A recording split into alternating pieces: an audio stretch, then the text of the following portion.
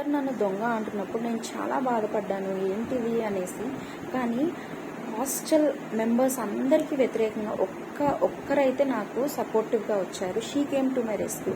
ఆ అక్క నాకు సరిగ్గా తెలియని కూడా తెలియదు. నేను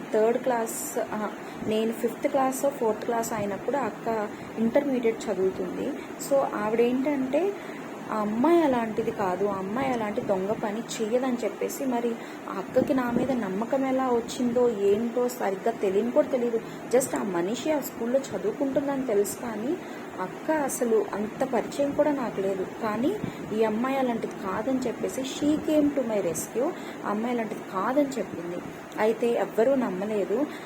తర్వాత అందరూ ఎంక్వైరీ చేసి ఈ హాస్టల్లో స్కూల్ జరుగుతున్నప్పుడు క్లాస్కి వెళ్లకుండా ఎవరు వచ్చారు హాస్టల్కి, హాస్టల్ వార్డెన్ ఎంక్వైరీ చేసి, లేదా క్లాసుల్లో అటెండెన్స్ చూసి, ఇవన్నీ చూసి ఎవరు వచ్చారు అని చూస్తే అసలు దొంగ ఎవరో 2 అక్క చెల్లెలు అనమాట. వారిరువురు వచ్చేసి క్లాసుల టైంలో వచ్చేసి క్లాసులకు వెళ్లకుండా హాస్టల్కి వచ్చేసి మనీ తీసి వాళ్ళ దగ్గర పెట్టుకున్నారు. కానీ ఎప్పుడైతే ఇలా దొంగతనం జరిగింది, కంప్లైంట్ వచ్చిందని తెలిసిందో, చెకింగ్కి వస్తారు అని వాళ్ళు ఎప్పుడైతే గ్రహించారో 500 తీసుకెళ్ళి నా దాంట్లో పెట్టేశారనమాట. మరి వాళ్ళు ఎందుకు పెట్టారో అంటే నా దాంట్లోనే ఎందుకు పెట్టాలనిపించిందో నాకైతే తెలియదు, కానీ నా దాంట్లో పెట్టారు. చెకింగ్ జరిగింది.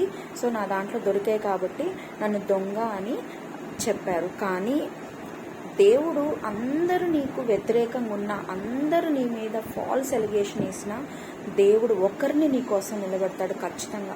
ఆయన నీ కోసం నిలబడతాడు. ఆయన నీ కోసం నిలబెట్టిన వాళ్ళ ద్వారా ఆయన నీ కోసం నిలబడతాడు. నీ పక్షాన ఆయన యుద్ధం చేస్తాడు. నీకు సపోర్టివ్గా ఆయన ఉంటాడు.